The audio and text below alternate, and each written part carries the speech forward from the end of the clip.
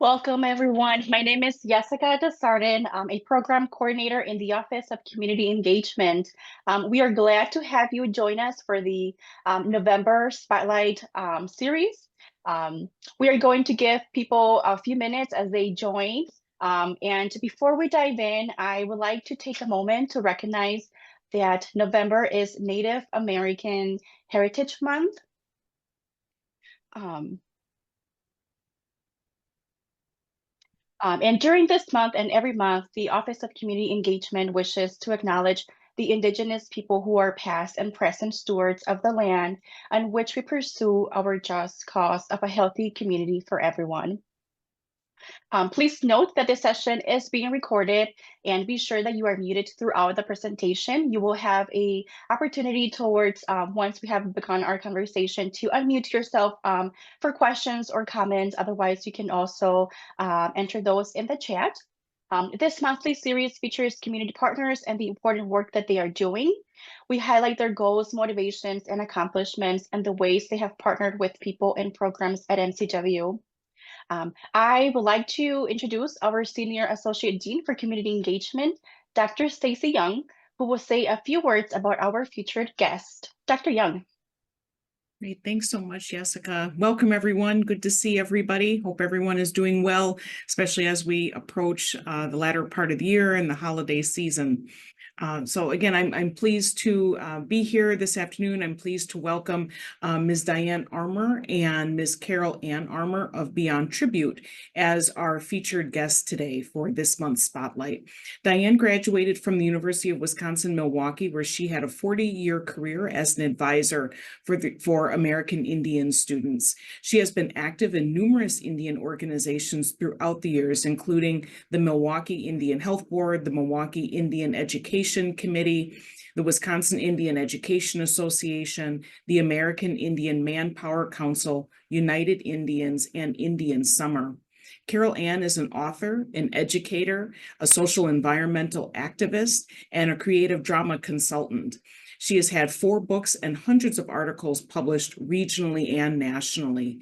Recently, Carol Ann was awarded the Dr. Martin Luther King Humanitarian Award by the Northwoods Unitarian Universalist Fellowship. She was the script coordinator for A Tribute to Survival and is currently the assistant administrator for the Beyond Tribute project. Thank you, Diane and Carol Ann, for being our featured guests today. I would also like to welcome today's facilitator, Dr. Brian Jackson. Dr. Jackson is an assistant professor in the Institute for Health and Equity here at the Medical College of Wisconsin. He is a Lac du Flambeau Ojibwe tribal member with over 26 years of experience working with an emphasis on American Indian studies and lifeways and community-based participatory research. He is also a part of the Great Lakes Native American Research Center for Health and part of the Community Scientific Advisory Committee. Thank you, Dr. Jackson, for serving as our Spotlight facilitator today. And I now turn the session over to you. So I had to, invite our 2 awesome elderly ladies that have been part of this journey from the beginning. So if you could picture 30 years ago, this Milwaukee Public Museum, as you've seen in the video, of starting to mold some of our celebrity folks in the Milwaukee area. So I'm going to begin with the older one. So that would probably be Carol. So if you want to just tell us a little about yourself and how did you get involved with the work that you do now? Bonjour. Thank you. Thank you, Brian. Shimagwech, Brian. It's always a privilege to be working with you, and I'm so glad we get a chance to do that often, and we have had a chance often over the years. Bonjour to everyone who's here today. We really appreciate that you took the time to find out more about our work in this project. An Indigenous Waswaganing and I'm Carol Amour. I am really grateful to have that beautiful name, Good Sky Woman, from the late Joe Chosa in the Lac du Flambeau community.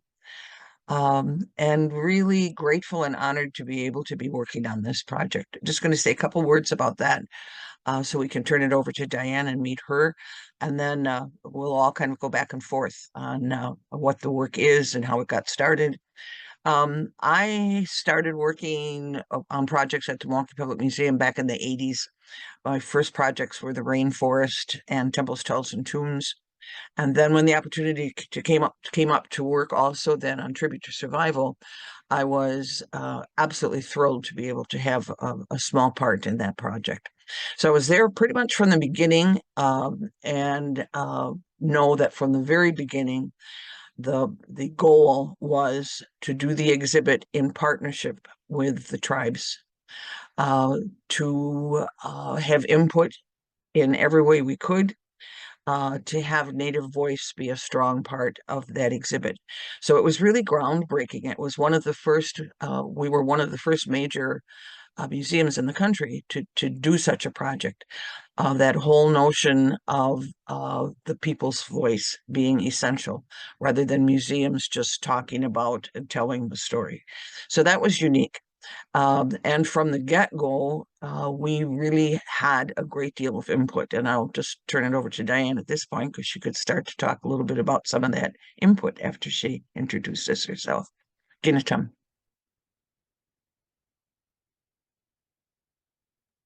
You are muted, Diane. I'm not professional. I don't have earphones or anything.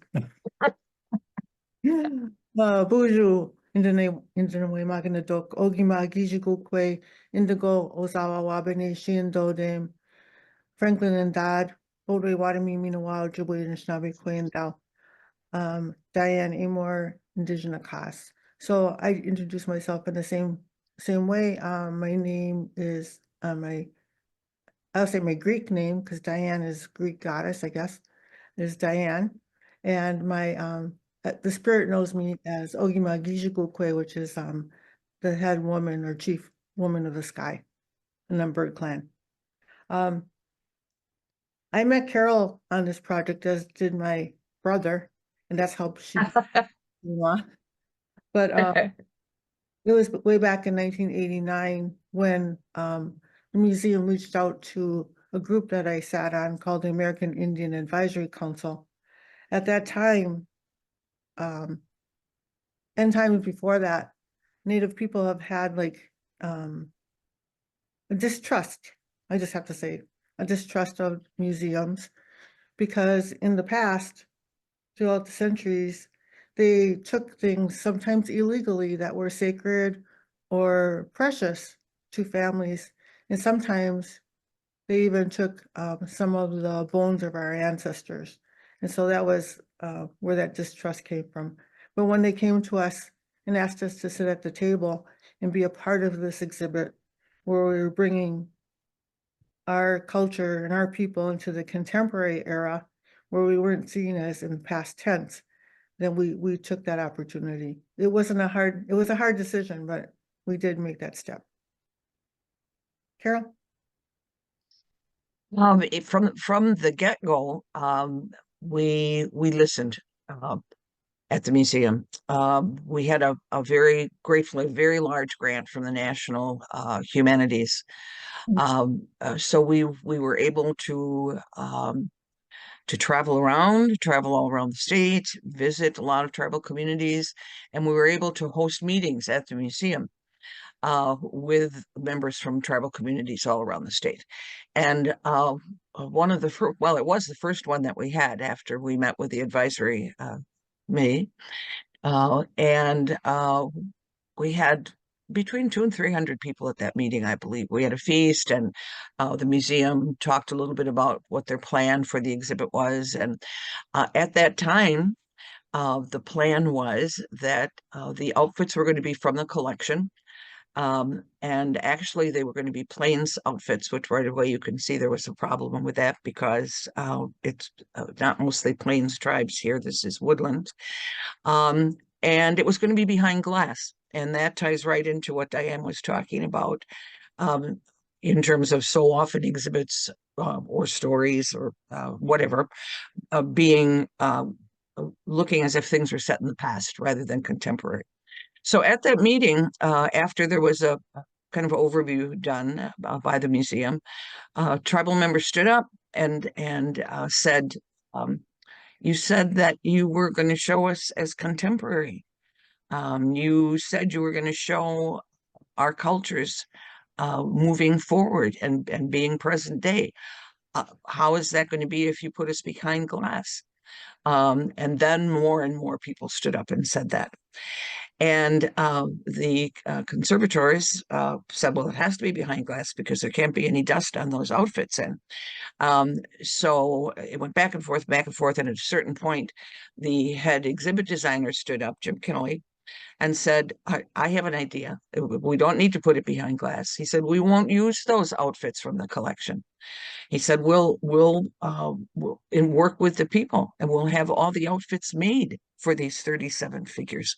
We'll have all the outfits made. And Carol Ann will travel around and meet with everybody and see that happens. And the conservators were kind of upset. The talk went back and forth, but the decision was made it would not be behind glass. That that step would be taken to show that the tribes, the people, are here today as thriving cultures. And so the journey began. And it was really just the beginning of that working together. And as Diane alluded to, of course, it was a very important beginning for me because I got to know her brother very well. And at a certain point, he asked me to marry him when the museum, when the exhibit opened. Shortly after that, I became Carol Amour, and I'm really it changed my life, and it was he was the love of my life.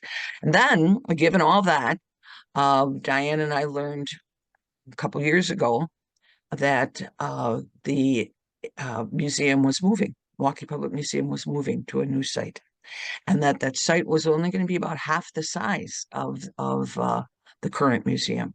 And this was real tough for us to take, that Tribute to Survival would not be moving with the museum. So I'm going to hand it back to you, Diane, to talk a little bit about what happened next. Okay. First, I want to say a little bit about why we were so upset. When the exhibit started, 37 community members, people from the Milwaukee area, gave their likeness to this exhibit so that we could be showed as living, breathing humans. Well, they were breathing, but so that we are in contemporary still living. And so, and they had said that this exhibit would go on, and we, in our mind, we never thought that it would stop. We just thought it would always be there. I don't know why, but that's what we thought. And so when we first heard of this, very many people, including us, were upset and angered by this. But as we started hearing more about it and having conversations with the museum, our anger turned into more passion, I guess, and that we wanted, and also to action. And so we formed a small committee at first. It was like Brian, myself, and Carol went to the museum and we talked to them. And then the next step was, let's get more people involved. The people who had relatives or who had been models themselves stood up right away to make sure that this exhibit would survive in somehow. So through cooperation with the museum and collaboration, and with the groundswell of support from the community, we formed a committee we call it Beyond Tribute, which is, we call ad hoc, which means it won't go on forever. We're hoping that anyway, that we'll actually get to our goal of memorializing the exhibit and having it to continue to educate. Okay, And I think it would, if I could just interject there a little bit, Diane, those initial meetings were real important, I think, in laying the groundwork for all of this to happen. To me, I've learned a lot of things over this last year. And one of them is, of course, that you're never too old to learn. But I've learned what amazing things can happen when you work from a standpoint of collaboration and cooperation, of number one. And then number two, that, you know, you don't have to have all the answers when you start out. You know, that having that trust, you know, in my mind, that trust to the rest of the team, and also certainly in that feeling that creator's really helping us with this project, and that the answers are out there if we just listen and watch and keep going. Because when we first went to the museum, the very first meeting was Diane and I went and talked with one of the vice presidents. And we basically said at that time that a thing we could see happening was that a documentary could be made about the exhibit, so that we could really show it as it is now, you know, as we created it together. And that would continue on. That we could look at, you know, what those lessons are that exhibit teaches, what stories it tells, and those could come out, you know, through that documentary. So that was one of the first things we talked with them about, was that you know, we've getting the go ahead to create a documentary. And so the vice president said she thought that was a very possible idea. She'd be thinking about it, talking with the president and the board and so forth, and we would meet again soon. And that's when Brian came into it. Brian, as the president of the board of the Waswaganing Institute of Indigenous Teaching and Learning, was a natural for being part of this team. And he made a huge difference when Diane and then he and I went to talk with the vice president, because a thing he was able to provide was a good deal of experience, certainly a lot of contacts, and is that important, those contacts, but also that our Waswaganing Institute, which has been in operation for about 5 years, it's another project that I work on with Brian, has its 501c3 status, so that as an ad hoc group, we would have that group to work through as a fiscal agent. So those initial steps were really important. And full disclosure, at that point in time, and that was a year ago, October, that's when we started this, was mid-October last year. So a lot has happened in that year. But at that point in time, we really had no idea how we were going to bring this to fruition, how it might happen, how we might fund it. We had trust that it could and would happen. So maybe Diane, then you could share a little bit about some of the steps we took to help spread the word, raise some funding, do some of those things. This is really a grassroots effort. The first started from personal interest, and then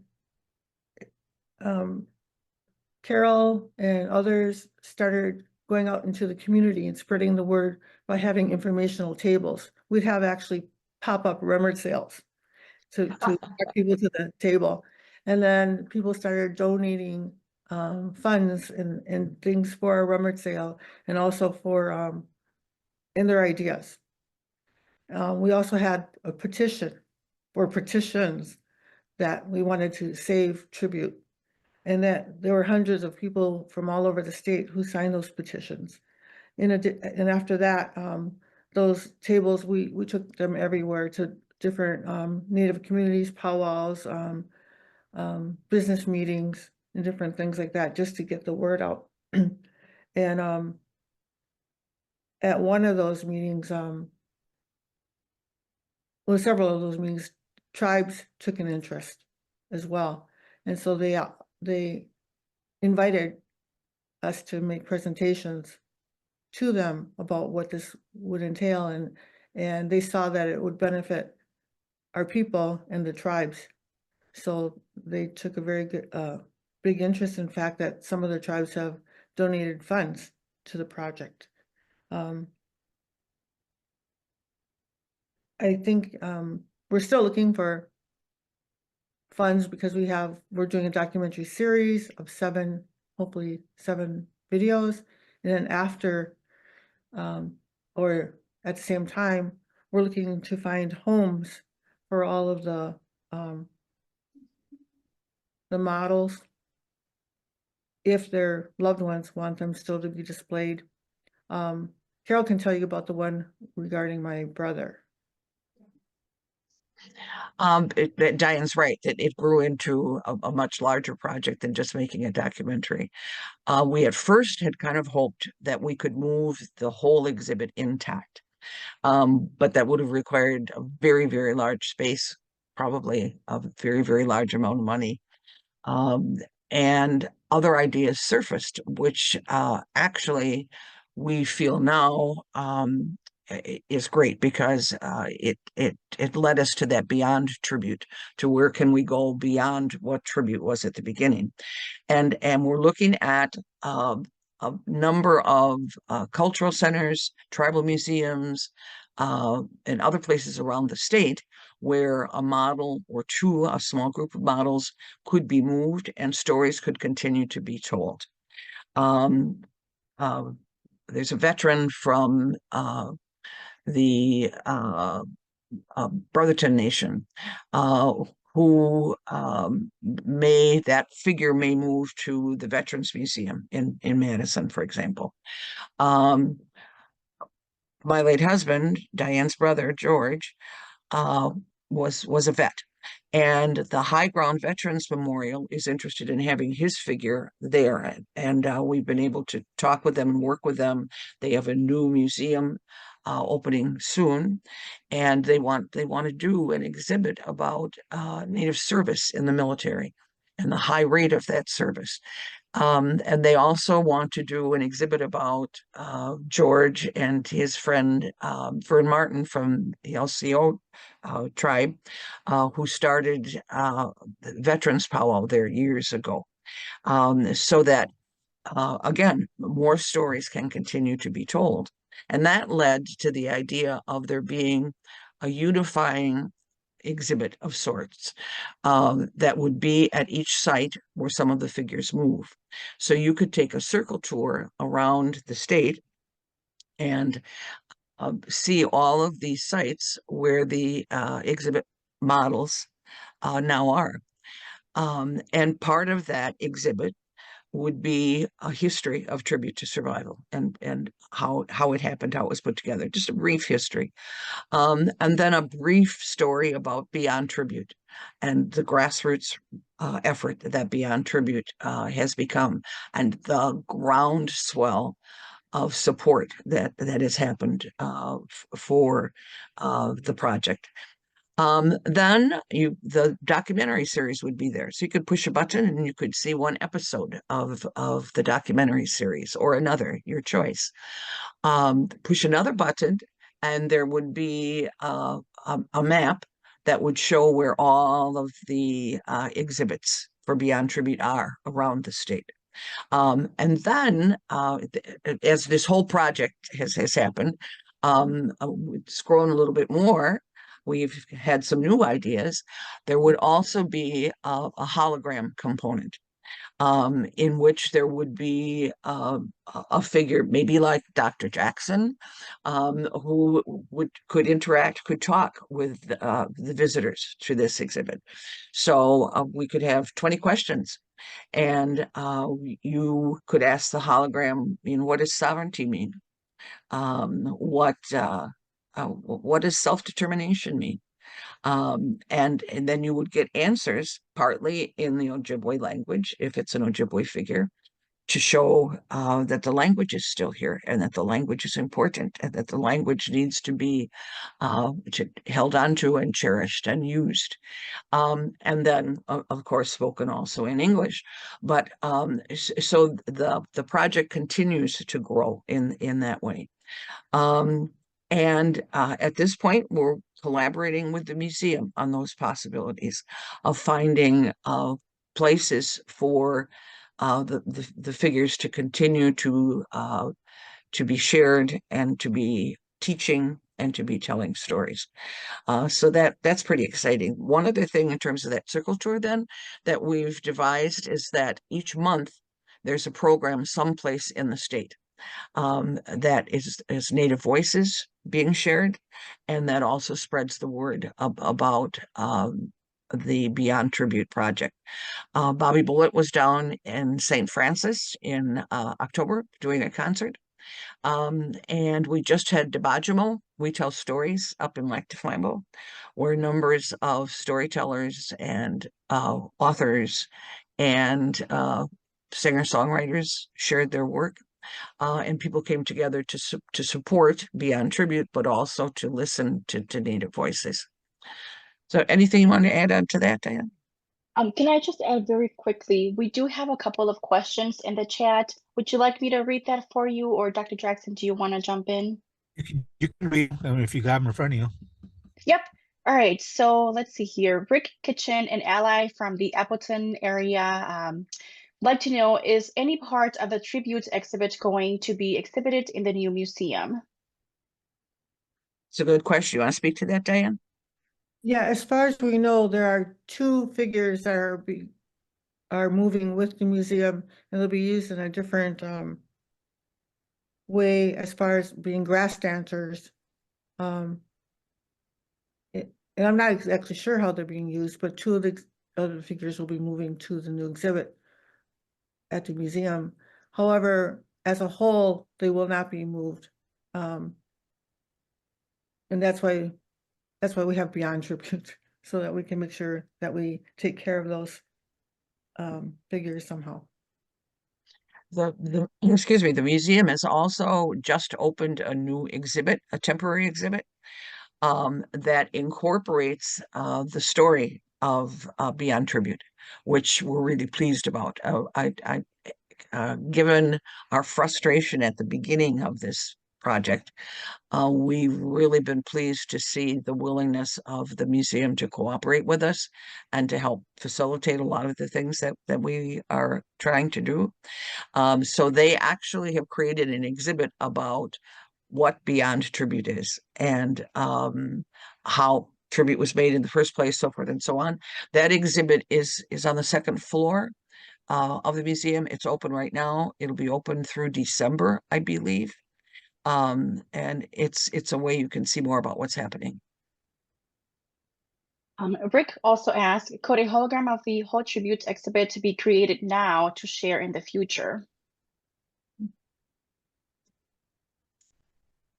Brian, do you want to say something about that?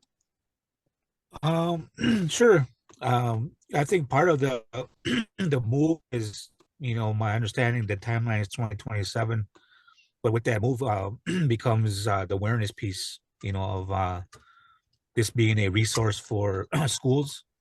So that's that connects with the documentary, and so if you could picture those episodes, as mentioned, the hologram piece, the artificial intelligence that we're working towards as a collective, that just be recognizing and honoring, those folks that are not moving per se.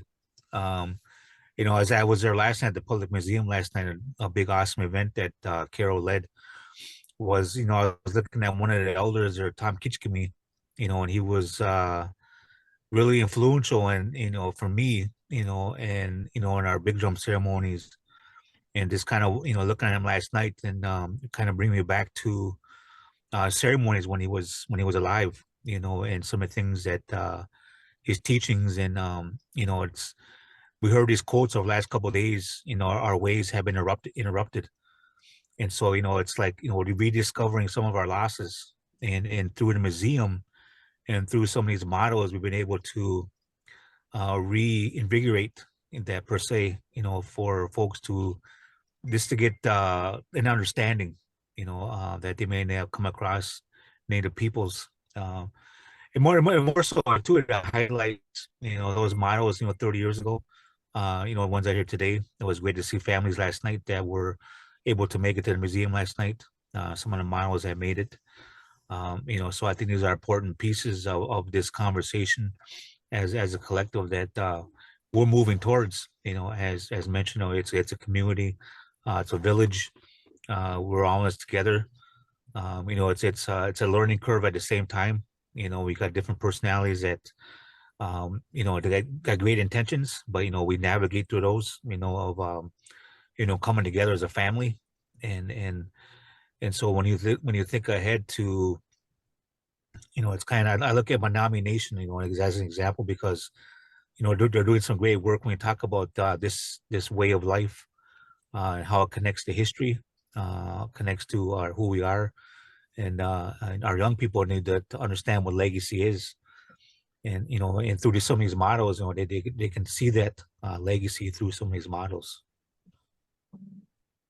And it's Rick, I think it's an excellent idea that you're asking about. And it's what's been happening this whole year as new people come in and bring new ideas. And your idea that you mentioned right now is an excellent idea. And of course, a big challenge for that idea is funding. That would take a considerable amount of funds to do something like that. But we've seen already that by being out at these tables and being out in the community and talking with a lot of different people, the funding can appear. We had the head of the Ambe Foundation approach us last month and offer to cover the documentary to help us find the funding, put together a collaborative to support that documentary. So there's a good possibility we'll have that part covered, but there still are so many other aspects of this. The circle tour of the Beyond Tribute exhibits and so forth, and maybe, which would be wonderful, someone will surface who would like to help make a hologram of the current exhibit possible. And then, that electronic, those figures that we saw, Brian, at the Potawatomi Hotel and Conference Center, of the dancers projected on the wall, that was amazing, and that's something we probably could do and should look into. I thought it was spectacular, didn't you? Oh, absolutely. All right, Did you have some other questions? Yeah, there's another comment here from Grace Crocos. I apologize if I said that wrong. But any interest in coming to Kenosha County, where the new Menominee Casino Resort with the Hard Rock is coming? Grace would love to volunteer to help get Hard Rock to have a site, and they pay for it. Please contact us. We would love to talk with you about that. That sounds very exciting, and very possible. I'm very interested in making sure that as much can be done to preserve the Indians portion of what's coming. So definitely will. Looking forward to it. And we will definitely drop both of your contact information in the chat so that others have it in case there's other opportunities as well. Thank you. And let's see here. There's a comment or question from Carol Cameron. Diane, will any figures be brought to the ICS Indian Community School? It's a possibility. That's the conversation we have to have. Right now, we're trying to really work with the models to see where they would like to be, where they want their relative or themselves to be. Like if they're Oneida, lots of people would like to be in Oneida. If they're from Milwaukee, then they would like to stay in this community. It's a conversation that we will have in the future, but it's not just decided yet. It's pretty complex. There's a lot of moving parts in that. The models themselves need to be an integral part of making that decision about where they would be. And as Diane says, if they're no longer with us, working with the families to see, where they would want those models to be. And then, of course, there's finding those places that would be appropriate places for them to be and to be well cared for. Donna Severinsen, for example, one of the models, is we were talking about the possibility of being at the Madeline Island Museum. And she's real interested in that possibility. But now, of course, we need to talk with Mike Wiggins, who is the director out at the Madeline Island Museum, to see if that's something they would be interested in as well. So there's lots of parts in this. And when you figure there's 37 figures, so all of those negotiations really need to happen with each of those figures. We've got a couple years for that part to happen, because we pretty much have the documentary in place. We've hired a film company, which is Paradigm, and the head of that company is from Bad River, so it will be native made, and that was really important to us, that happened. So we're working on a contract right now that should be finalized within the next 2-3 weeks. And then we'll start doing all of the pre-production things that need to be done so that the film will be shot and put together and ready to be seen next, or the film series, I should say, ready to be seen next summer. So we're in a pretty good place with that.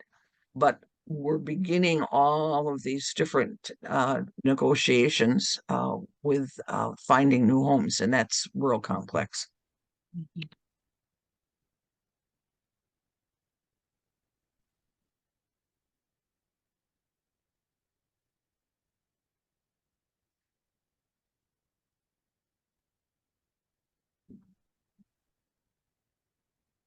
Was there one more question? I see one pop up. Yes, I actually I skipped a question I'd like to go back to from Rick as well. And I apologize in advance because I know I'm going to mispronounce this, but feel free to jump in and correct me. Are you working with Yota Halak Watase James Flores at MPM? Diane, you want to? Yes, James is part of the museum contingent. It's he and some of the other people who are in charge of exhibits have been working with us as part of a team from MPM. In fact, last night at a reception, he was one of the hosts. So yes. We've got another comment from Carol. It's disappointing to hear that only 2 figures will be used in the new museum. Having served on the museum's cultural commission years ago, was always critical of the brick red Indians that were on exhibit. They need updating if those are being moved. Let's see, there is another question from Daria Mueller. Is it true that MPM is moving away from cultural exhibits in general? My apologies if this was already discussed.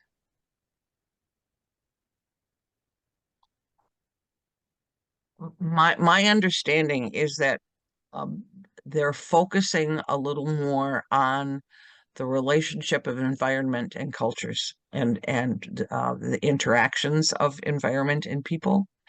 But having said that, I think they're still in the process of figuring out exactly what's going to be happening at the new museum.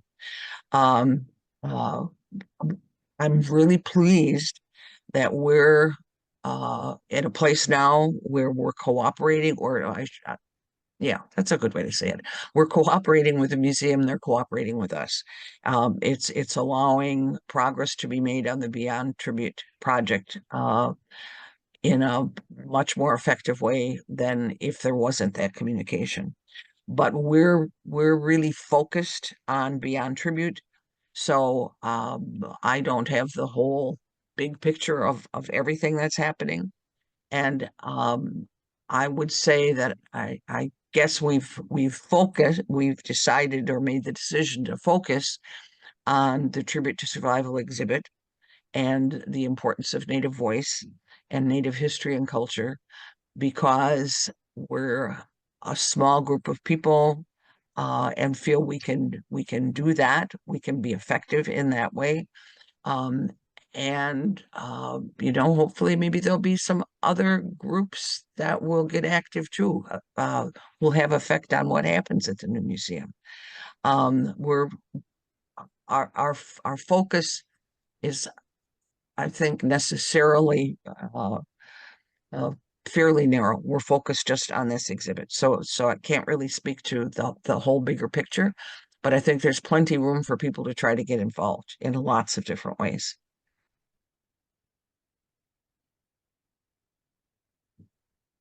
We've got one more comment from Sarah O'Connor, who is positively struck by the attention to the desires of the models and or their families as to where they would want the figures to go. How do you stay connected and in touch with these 37 models and or their families?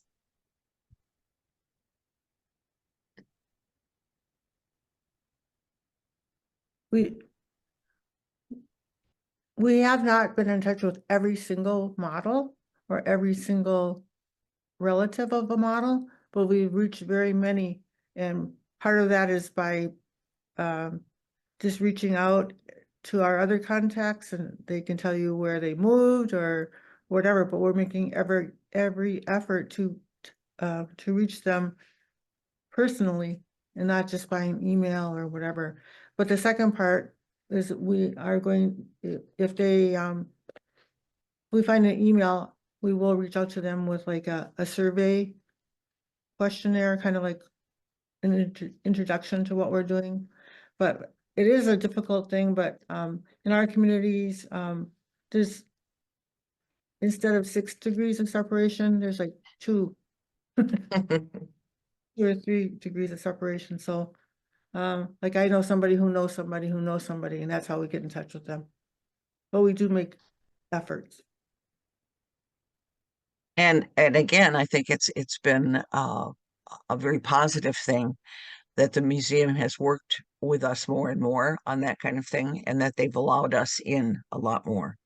So that we've been working together now to try to locate people. The event we had last night was with the models and or their families for those who are no longer with us, and which wouldn't have happened 6 months ago, but now has happened that the museum asked us to help find people and to reach out.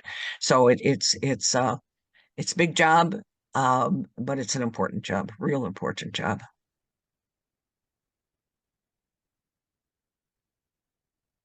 I just want to say miigwech to both you ladies for taking the time today. I know when I was approached, to if I knew anybody, and it wasn't a second thought, the work we're doing together collectively, that this could be a possibility of sharing this conversation, for folks to get a little more understanding of Indian people in general, and I think part of this this story, I could see it developing into, a article with the episodes being filmed, because I always say that the filming needs to be mirrored with a piece of writing.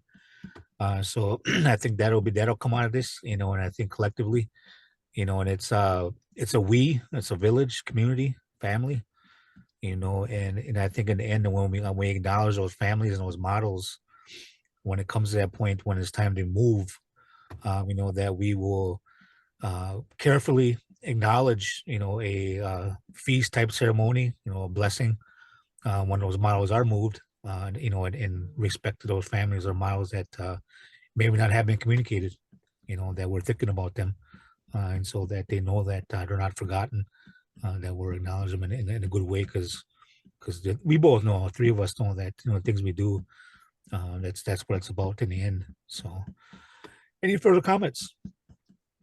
Questions? We have one more question here from Rick. What is the best way to support this beyond effort financially? There are a number of ways. We have a Facebook page, Friends of Tribute to Survival, that has information on it. We have a website that's going to start on Friday. One of the committee has just done an amazing job of creating a website for us, and that will have a link to Zephy, so that contributions can be made directly through that on the website. And whenever you hear that we have tables out around someplace, that's a great place to come and donate. my address is, my email address is on everything we put out. And I think it'll be listed here when we're done. So that you can contact me at any time, and I can guide you to where are the best places. There are small donations are a great help. Sponsorships are a great help. So there's a wide range, and there's a wide range of possibilities.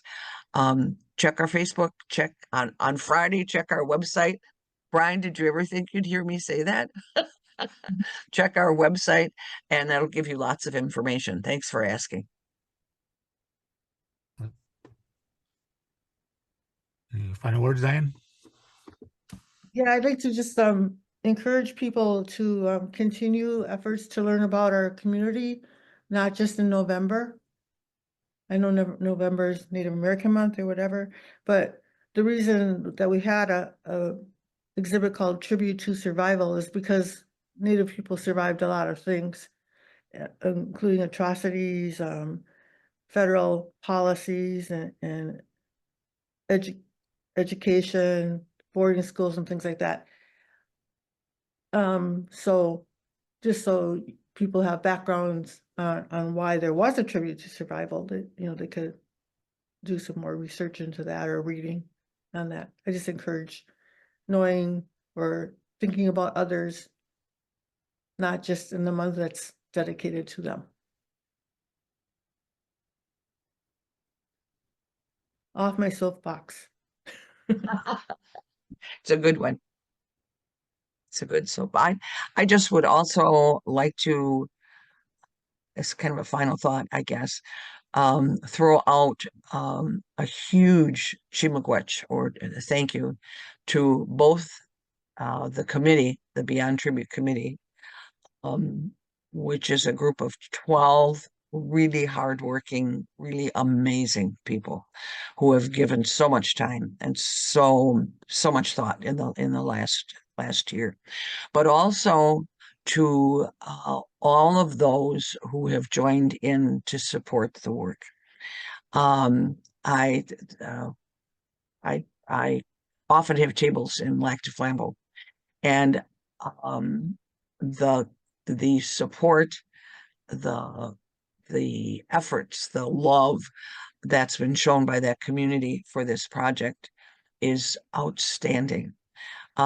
There's not a time that I come out with a table that someone doesn't bring something else they've made to help raise funds, or someone hasn't gone through all their old jewelry and brought things for the pop-up rummage, or someone doesn't have a new idea for a way we can spread the word. It's been really heartwarming and really encouraging to see people come together in this way, instead of us being angry at each other or fighting each other, to seeing the fruits of what happens when we work together. It's been amazing. I'm really grateful for that. Miigwech, Carol. I guess in closing, I'd like to give a big shout out to to our other partners, UW Milwaukee. They are going to fund a curriculum piece that's going to go to this as well, and so a lot of our folks will be a part of that development, and so that'll be a resource that will mirror this effort, and also as a resource that we potentially in school systems in Wisconsin. So I'm going to say to you, Miigwech, everybody, for taking the time today, just hear a little bit more about our ways, that it's been interrupted over time, but that's the new thought, is that we cannot be interrupted anymore in the things that we do as any people. So a big thank you, Chi Miigwech. Oh, Before Dr. Young closes us out, I would like to read a couple of comments here before we end today from Dr. David Nelson. Thank you for sharing your culture with us today, Diane and Carol. And then there was another comment here from Rick. Potawatomi Casino should be a good financial sponsor in the upcoming Menominee Casino in Kenosha. The Native American Tourism of Wisconsin should also be shared. We will be sure to send you these links and resources to both Diane and Carol so that you have the chat from today, is a lot of really good information was shared with you. Yeah, all right, Dr. Young, take it away.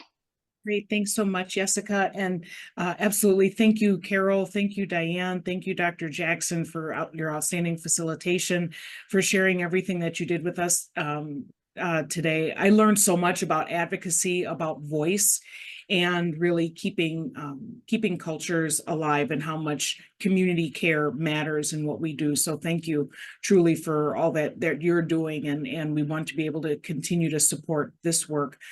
For our guests today, for our attendees today, we will not have a spotlight in December.